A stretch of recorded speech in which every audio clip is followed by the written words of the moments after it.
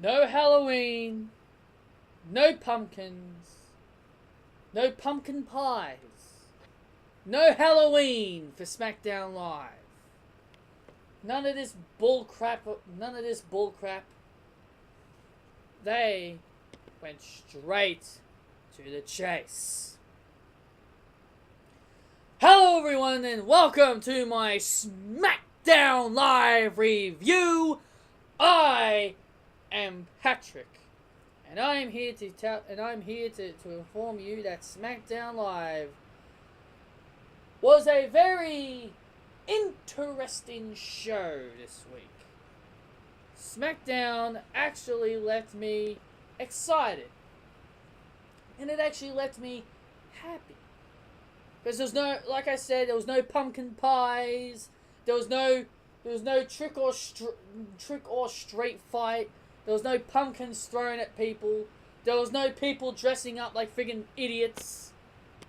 Smackdown Live was a very serious event, and I'm still pretty damn sure there's still gonna be people.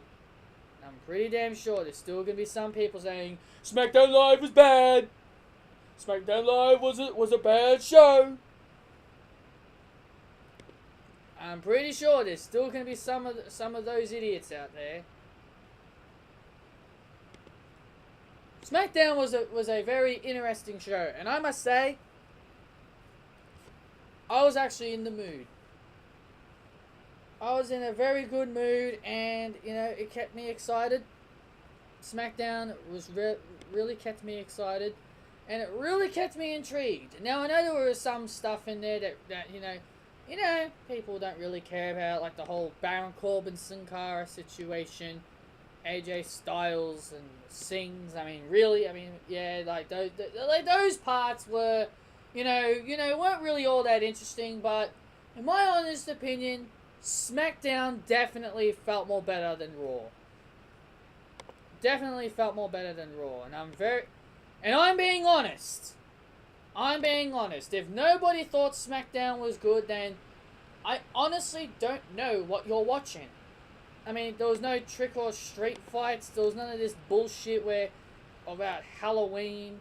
Yeah, the New Day had a... Yeah, I know the New Day would ruin the Halloween spirit, but at least Rusev and Big E's match didn't become a Halloween type of match. At least it didn't become a Halloween match, which that's probably what I was expecting out of it. But SmackDown tonight was a lot better. I don't care what people think. SmackDown was definitely a lot better than Raw. Shane McMahon announced himself as the captain of Team SmackDown. He cut a promo and talking about how Monday Night Raw is going to pay for what happened to Daniel Bryan. And Shane McMahon announced himself as team captain. And also, Kurt Angle on Twitter announced that his first team member of Team Raw is none other than Braun Strowman is the first member of Team Raw.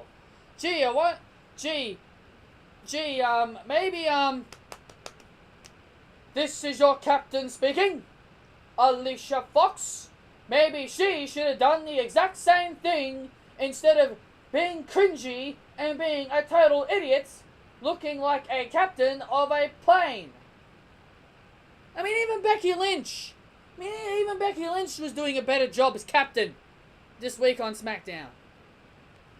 Carmella and Tamina and Lana probably might hate Becky, but they're a brand and they're working together. We started things off with Bobby Roode versus Dolph Ziggler in a 2 out of 3 falls match. This was absolutely glorious! What a epic match, man. I enjoyed this match. If nobody enjoyed this match, I don't know what the heck is wrong with you.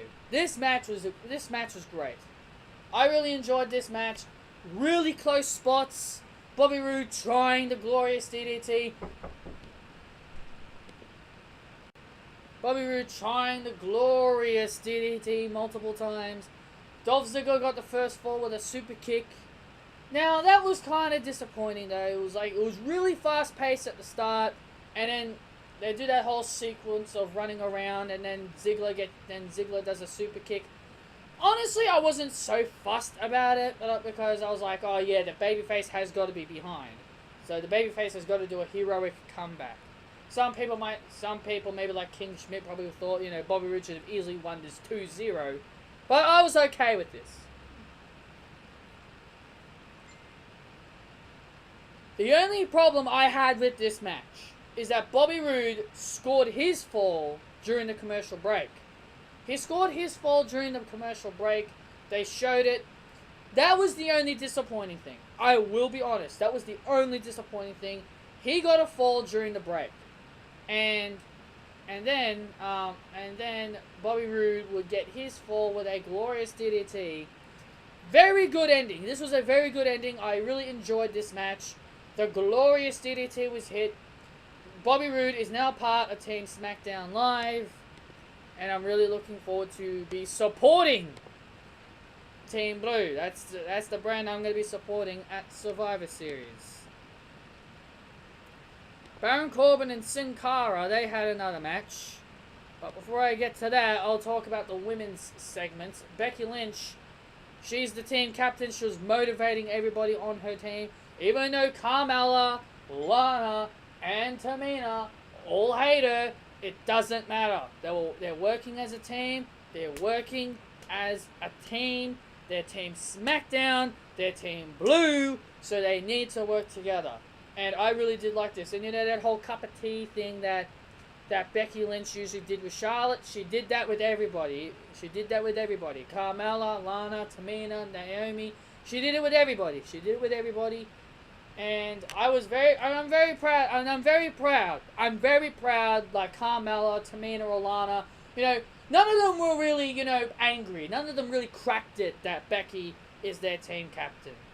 Only Natalya came along and, she was saying that it's a shame that she's not team captain of SmackDown Live. She said, I'm going to defeat Alexa Bliss. James Ellsworth eventually got involved, but this was before Natalya. And because Becky said something like, if anybody's got a problem with what I just said, speak now. And then James Ellsworth does a barking noise like a dog. And then Becky turns around and starts spraying him. And then Carmella goes, Sit, Ellsworth. I really enjoyed that. I found that pretty funny. Because, it's always so funny just to see people, be so stupid. Like, Ellsworth is so freaking stupid. I don't know why, but his comedy acts are just making me laugh, and he's so stupidity. But I don't like Ellsworth personally. I'm actually more of a fan of Carmella than Ellsworth. But, it was really good, though. It was a very good segment.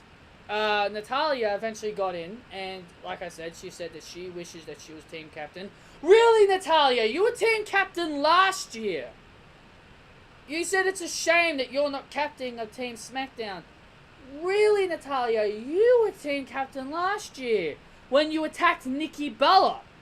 You took her spot as captain, and SmackDown still didn't win. So if you were team captain again, the same result would have happened. And then Natalya. Now I know some people would say, "Oh, this is predictable SmackDown. This whole line made it too easy. SmackDown's going to win." Natalya ends up saying to Charlotte, if SmackDown's women's team doesn't win, we know who to blame. I don't find this predictable. I don't find it predictable. The only reason why I found it predictable for Kurt Angle is because, if Kurt Angle loses, he gets fired. So that's why I didn't have a problem with Natalya, telling Charlotte, if you don't win, if you don't help Team SmackDown win, we're gonna blame you. Because it's not like Charlotte said, Charlotte, if you make us lose at Survivor Series, we're kicking you out of SmackDown. They never said they're taking her out of SmackDown. If they said you lose, and you're going to be exiting out of SmackDown, then yes, Team SmackDown's women would have won. But I don't find that predictable at all. I think it's going to motivate. You know, people always make fun of SmackDown because they've got shit division, because they've got a really shit women's division. Well, blame the draft. I mean, blame the draft for God's sake. I mean, imagine if SmackDown got Bayley or Sasha and all that shit, and then people will be complaining that SmackDown's got the better people. I'm tired of it. I'm really tired of listening to people saying SmackDown's got a shit division. They should never defeat Team Raw. But, you know, who cares? Who cares? You know, it doesn't matter. I think this is going to be Raw anyway. Raw's going to win this year. Raw's women's division's most likely going to win again. And Raw's men is guaranteed. 100%. They're going to win because Kurt Angle's job's on the line. Then we go to Baron Corbin and Sin Cara. For a third time, we're getting this match. But this time, it's Sin Cara, apparently, according to WWE.com. Sin Cara gets himself disqualified. I don't know why. I don't know how he gets disqualified, but okay, he gets disqualified. But Sin Cara did show some different side of him this week, and I actually kind of liked it. I kind of liked how Sin Cara was really showing his new side of himself. I'm thinking, you know, if WWE can really give Sin Cara a chance, maybe people can start taking him seriously, because I wish people would start taking Sin Cara seriously. Sin Cara, ever since he broke away from Kalisto, he really hasn't done much. I mean, Kalisto's won more titles than him. You know, I really wish Sin Cara was in the Cruiserweight division. I mean, Sin Cara would have been a great choice for the Cruiserweight division, but if they can really start pushing Sin Cara, then I'll be okay with this, because Sin Cara definitely needs to be somewhere. So, Sin Cara scared Baron Corbin away, because Baron Corbin was trying to pull off his mask. And this set Sin Cara off, and Sin Cara went after Baron Corbin. Then we had another Jinder Mahal segment. Steroids Mahal and the Cringe Brothers pretending to be Brock Lesnar and Paul Heyman. I mean, really? I mean, seriously, this is ridiculous. But AJ Styles quickly defeats, what Singh brother was it? Samir Singh. He easily defeats Samir Singh, then Jinder Mahal jumps in the ring. Yeah, Jinder Mahal, you told everybody not to worry, you're not gonna do anything. You're a big fat liar. So Jinder Mahal gets in, starts beating the shit out of Styles, and then hits the Khallas on him. And then as he's exiting the ring, AJ Styles is getting up. So what does he do? He gets back in the ring and does another Khallas to the phenomenal one. Yeah, like your Khallas is very phenomenal. The Khallas isn't so phenomenal. Jinder Mahal sucks. He is the worst WWE champion to ever be seen. And Jinder Mahal beating down AJ Styles is not going to take me seriously, and it's not going to take me to believe that he can defeat the Beast, Brock Lesnar. Like my Paul Heyman impression there. Got my tongue. Rusev versus Big E. Now, I actually didn't watch this match because one of my friends sent me a link, because my friend didn't end up coming today. My friend sent me a link to where he watches the Raw and SmackDown events. Then one of my friends came up to me. He started talking Pokemon to me. So I didn't really have a lot of attention to this match, but I did know Rusev won because I did hear his music. So Rusev defeated Big E. And then after that, Aiden English wanted Shane McMahon to put Rusev to be on Team SmackDown for the Survivor Series team. So then Shane McMahon tells him, he's like, well, since I'm the captain, I'm the one that makes the rules. If you want to be a part of Team Raw, SmackDown, sorry. If you want to be a part of Team Smackdown, you're going to have to earn it. Next week, you're going to be taking on AJ Styles. And then the main event was Shinsuke Nakamura versus Kevin Owens. This was a very good match. I mean, I really enjoyed this match. This match was very, very entertaining. Sami Zayn eventually got involved, and of course, I'm not surprised with this. Sami Zayn got involved. He was trying to help Kevin Owens win, and then Kevin Owens tells Sami Zayn to set up the table. So he starts, taking off the shit off the table, and then Randy Orton's music hits, and they were panning the camera to the entranceway, like Randy Orton was coming from the entranceway, and I said, yeah, he's gonna come out of the crowd. So Randy Orton comes out of the crowd. He does that. He does that little move that he does onto the table. He does that little move onto the table, and then Shinsuke Nakamura hits the Kinshasa for the 1, 2, 3, and Shinsuke Nakamura is a part of Team Smackdown Live. I'm really glad that SmackDown is getting a very good team. I'm looking forward to Survivor Series. I don't know why people hate this Raw versus SmackDown thing. I mean, I'm hearing a lot of negatives like, oh, not looking forward to Miz and Baron Corbin. Bliss and Natalya, I'm not looking forward to that. What do you mean you're not looking forward to Natalya versus Alexa Bliss? It's the first time they're ever going to be fighting. This is the first time they're ever fighting. Honestly, I'm actually looking forward to Bliss versus Natty. I mean, it's the type of match I wanted to see. I mean, you're judging my judgment? You think I'm not excited for SummerSlam? SummerSlam, what am I saying? Survivor Series. The only match I'm concerned about is Brock Lesnar and Jinder Mahal. Every other match I'm kind of looking forward to. It was also announced on 205 Live that Kalisto's getting another Cruiserweight Championship match against Enzo Amore. Probably that match and Brock Lesnar versus Jinder Mahal is probably what I'm going to be least looking forward to. I mean, Cruiserweights, I actually do tune into 205. I only watch it because I got really nothing else to do. So I just watch that, see how it is, and that's that. So this is my SmackDown Live review, everybody. I give this show a very good rating. I really did enjoy this show.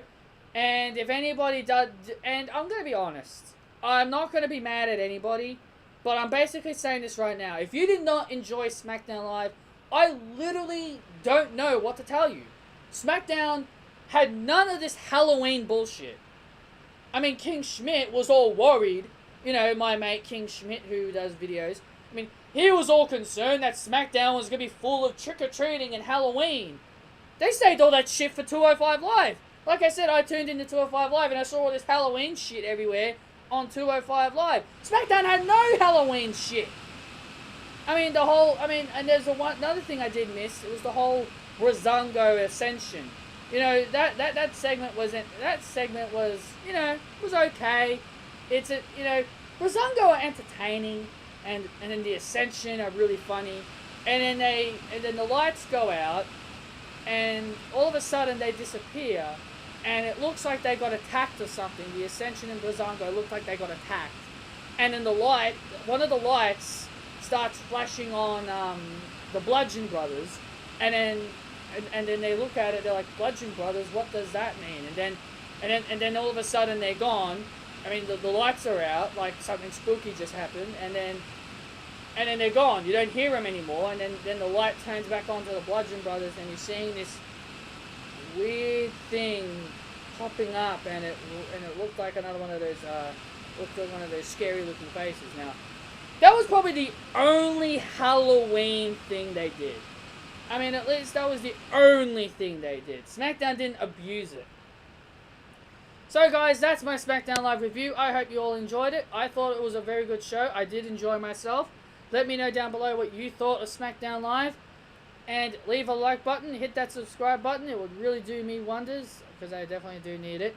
So anyway guys, thank you all for joining me, and I will see you all next time.